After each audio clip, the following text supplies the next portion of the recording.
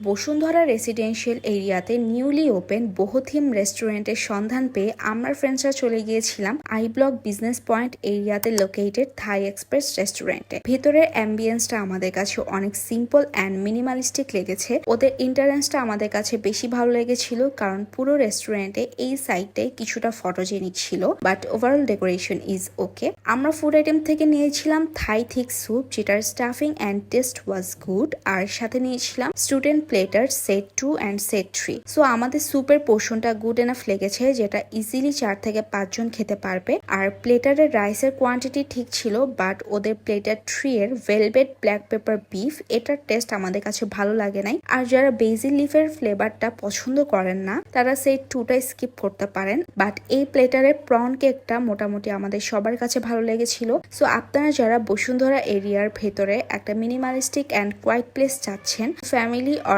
Friend circle সহ dinner অথবা লাঞ্চের জন্য, তাহলে আমি বলবো থাই এক্সপ্রেস হবে আপনাদের জন্য গুড অপশন, কারণ ওদের অ্যাম্বিয়েন্সটা অনেক নিট অ্যান্ড কোয়াইট ছিল। So that is it for today, by.